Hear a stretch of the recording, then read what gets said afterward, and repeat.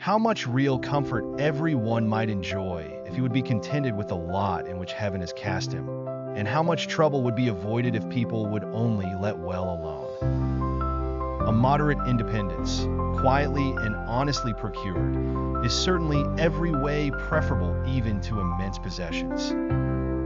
Yet there are very few individuals, let them be doing ever so well in the world, who are not always straining every nerve to do better, and this is one of the many causes why failures in business so frequently occur among us.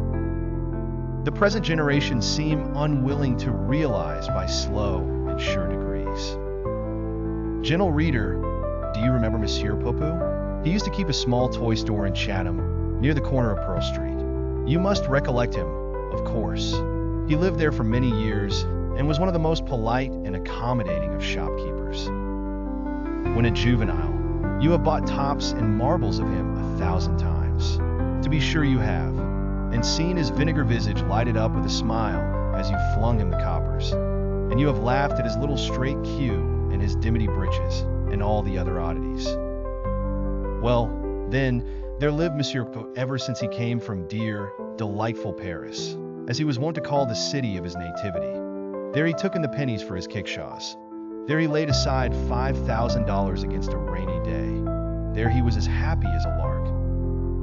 Monsieur Poupou had heard strange stories about the prodigious rise in real estate, and having understood that most of his neighbors had become suddenly rich by speculating in lots, he instantly grew dissatisfied with his own lot, forthwith determined to shut up shop, turn everything into cash. No sooner said than done, and our quondam storekeeper a few days afterward attended an extensive sale of real estate at the Merchants' Exchange. There was the auctioneer, with his beautiful and inviting lithographic maps, all the lots as smooth and square and enticingly laid out as possible. "Here they are, gentlemen," said he of the hammer, "the most valuable lots ever offered for sale. Give me a bid for them." "100 each," said a bystander. "100," said the auctioneer, scarcely enough to pay for the maps. "100 going and 50 gone. Mr. H, they're yours." Monsieur Poupou pricked up his ears at this, and was lost in astonishment. This was a much easier way, certainly, of accumulating riches than selling toys in Chatham Street, and he determined to buy and mend his fortune without delay. The auctioneer proceeded in his sale. Other parcels were offered and disposed of, and all the purchasers were promised immense advantages for their enterprise. At last came a more valuable parcel than all the rest. The company pressed around the stand, and Monsieur Poupou did the same.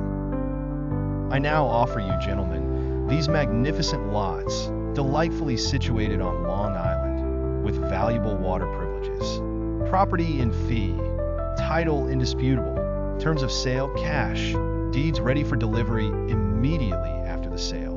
How much for them? Give them a start at something. How much?"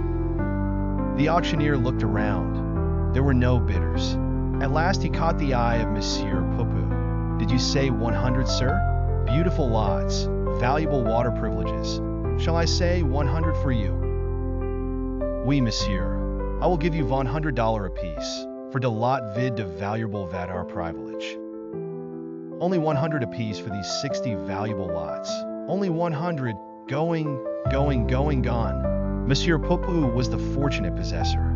The auctioneer congratulated him. The sale closed, and the company dispersed. Monsieur Poupou, a Frenchman with little English but a lively spirit, stood excitedly at an auction when he decided to buy a piece of land with valuable water privileges. With visions of prosperous ownership, he cheerfully approached the auctioneer to finalize his $6,000 purchase. Poupou, delighted by the deal, eagerly received his new property's map, the beautifully detailed lithographic outline of the lots. These 60 uniform lots sparked a gleam in his eyes, and the map's artistic value only added to his satisfaction. With a heart brimming with joy, Poupou celebrated this investment by indulging in a sublime French dinner at Delmonico's, sipping on choice old claret. Eager to inspect his new land on Long Island, he rented a horse and gig and traversed the Brooklyn Ferry. Upon reaching the Wallabout area, however, Poupou's anticipation turned to bewilderment. Although the map described the land in clear detail, the reality presented an undulated land with a conspicuous and seemingly out-of-place elbow of the East River. Struggling to comprehend the mismatch, Popu sought guidance from a local farmer. "My friend," he inquired, clutching his map tightly, "do you know this part of the country?" "Yes, I know every inch of it," the farmer replied with ease. Relieved, Popu showed him the map, asking for directions to his 60 lots with the valuable water privilege. After examining the map, the farmer amusingly suggested, "Sure, if you'll step into my boat, I can row you out to them." With disbelief, Popu realized his lots were submerged under the river, destined to remain so until the plan fill up. The shocking truth dawned on him, stripping away his initial joy. Popu, feeling duped, hurriedly returned to the auctioneer in anger and distress. Arriving at sunset, foam dripping from his horse and fury from his demeanor, Popu confronted the auctioneer, who sat comfortably smoking his cigar. Yet the auctioneer dismissed his grievance, remarking smugly that the land was indeed underwater. Flustered and outraged, Popu demanded the return of his money, only to be met with sarcasm about utilizing his water privileges. Unable to reclaim his lost fortune, Popu declared his ruined state and resolved to return to Paris in defeat. True to his lament, Popu sailed back to France, penniless and burdened with misfortune. His underwater lots remain a testament to his woes, still beneath the East River, where today they serve as a cautionary tale to those who might chance buying land too hastily.